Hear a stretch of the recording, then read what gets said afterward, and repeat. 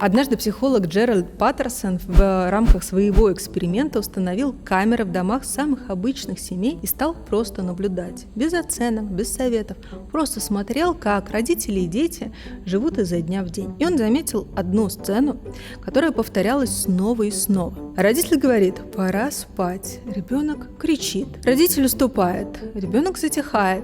Мелочь, правда? Но Паттерсон обнаружил страшное. В эту секунду происходит обучение. Ребенок усваивает, что крик работает, а родитель усваивает, что если уступить, то наступает тишина. И с каждым разом крик становится громче, истерики дольше, а требования наглее. Паттерсон назвал это принуждающим циклом. Именно так, не за один день, а тихими, любящими уступками из обычного ребенка вырастает маленький тиран. И это делают самые добрые, мягкие, самые любящие родители. Те, кто боится ранить ребенка своим отказом. И вот что важно понять. Ребенок не становится тираном в один день. И это всегда лестница из нескольких ступенек. И сегодня я проведу вас по ней, ступенька за ступенькой. Я покажу не только, как это происходит, но и как остановить это на любой ступени, не срываясь на крик и не ломая личность ребенка. Первая ступень настолько безобидна, что вы ее даже не считаете ошибкой. Наоборот, вам кажется, что вы поступаете как хороший, любящий родитель. Ребенок не хочет выключать мультфильм. Вы договорились, что это будет всего один мультфильм, но он просит второй, начинает кукситься. И вы думаете, это же мелочь, что я из одного мультика буду доводить ребенка до слез, и включаете второй. Пустяк. Но здесь и спрятана ловушка. Мы путаем две совершенно разные вещи. Уважение к ребенку и отсутствие границ. Нам кажется, любить значит не отказывать. А хороший родитель тот, кто избавляет ребенка от любой неприятной эмоции. Ребенок, которого растят без границ, вырастет не свободным. Он вырастет просто тревожным, потому что границы ребенок воспринимает не как насилие, а как безопасность. Когда он знает, что можно, а что нельзя, он просто расслабляется. Рядом есть взрослый, есть лидер, есть на кого опереться. А если этих границ нет? Ребенок чувствует, что штурвал брошен, и в его голове включается мысль: если правила тут никто не устанавливает, значит придется их устанавливать мне. Вот она, первая ступень. Он берет власть не от наглости, просто от страха. Именно здесь и запускается вот этот принуждающий цикл Паттерсона. Каждая уступка – это тихий урок. Когда я давлю, взрослый отступает, и мозг эту стратегию запоминает. Что сделать уже сегодня? Запомните просто мысль, которая пройдет через все это видео. Ни одна истерика, ни одни слезы не травмируют ребенка. Травмирует не отказ, травмирует запрет проживать эмоцию. А само по себе слово «нет» абсолютно безопасно. Поэтому учитесь быть теплым и твердым одновременно. Я вижу, ты расстроился, но я рядом. Давай обниму. Но мультик мы выключаем. Эмоция разрешена, граница стоит.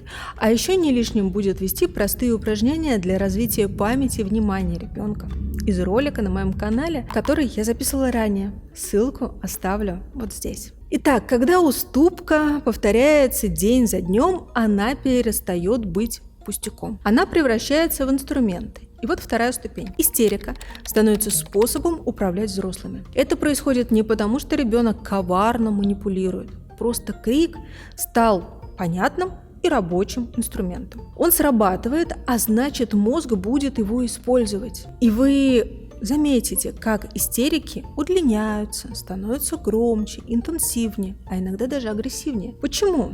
Да потому что это эффективно. Здесь у родителей должно быть одно железное правило. Если началась истерика, даже в той ситуации, где можно было бы уступить, ваше решение мгновенно превращается в твердое «нет». Теперь уже точно второго мультика не будет. Теперь уже точно идем спать. И вот зачем? В истерике ребенок должен встретиться с очень важным чувством, с ощущением бесполезности этой истерики, что крик просто не работает. Но, внимание, мы делаем это не как наказание. Не все, раз ты катаешься по полу, то ничего не получишь. Наоборот, мы эмоционально поддерживаем. Я вижу, тебе обидно, ты хотел по-другому, я рядом. я тебя пожалею. Чувство разрешаем, а граница превращается в железобетонную стену, которую просто невозможно сдвинуть. И когда вы реагируете так раз за разом, происходит удивительное.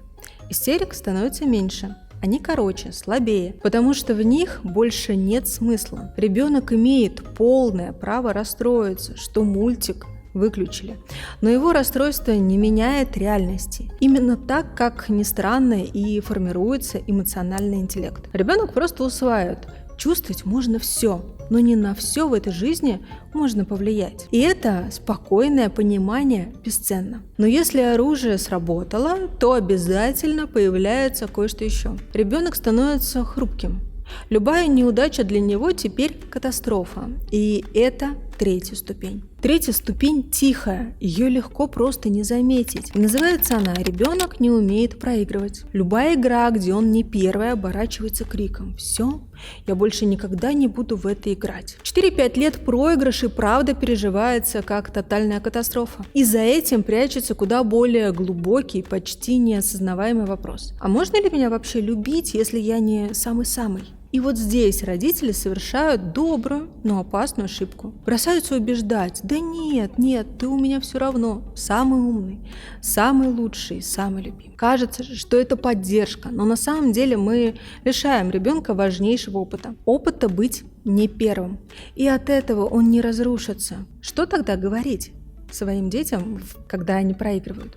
Правду, но с любовью. Бывает по-разному. Иногда ты на первом месте, иногда нет.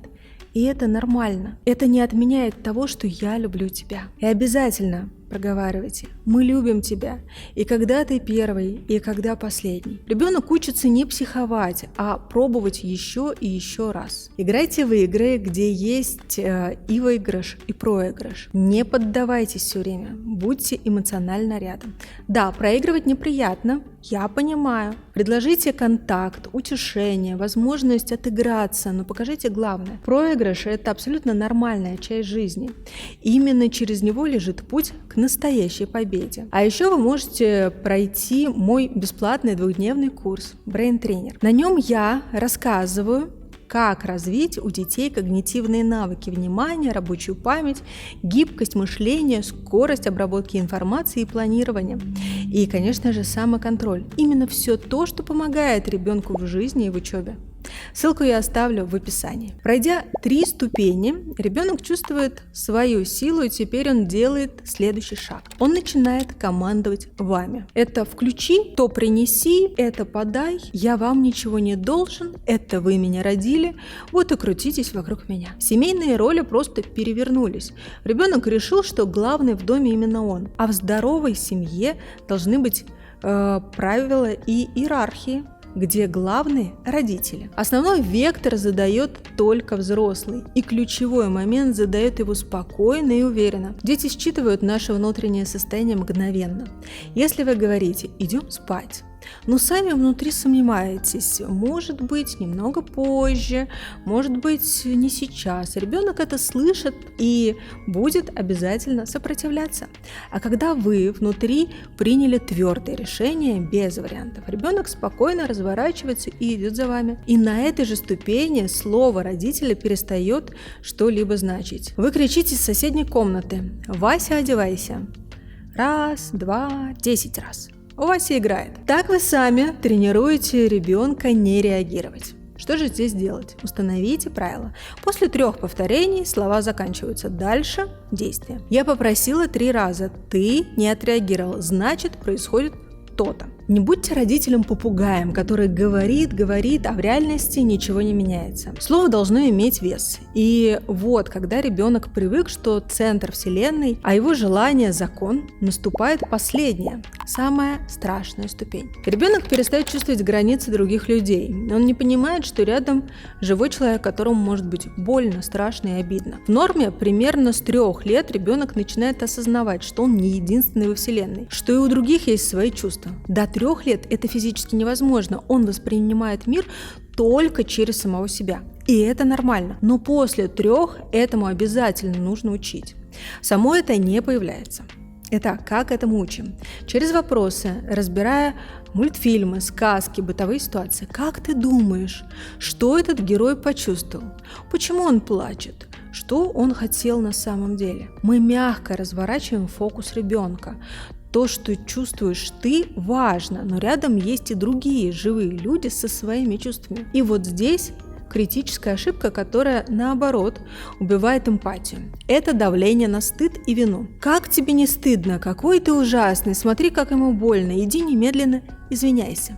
Кажется, что мы взываем к совести. На самом деле стыд и вина – это самые невыносимые эмоции для ребенка. И если слишком их много, психика просто отключает их полностью, чтобы защитить себя. В результате ребенок не чувствует вины вообще. Это все они первые начали, я ни при чем, я белый и пушистый. Что делать родителям? На эти эмоции нельзя давить, только мягко направлять. Как ты думаешь, что он чувствует?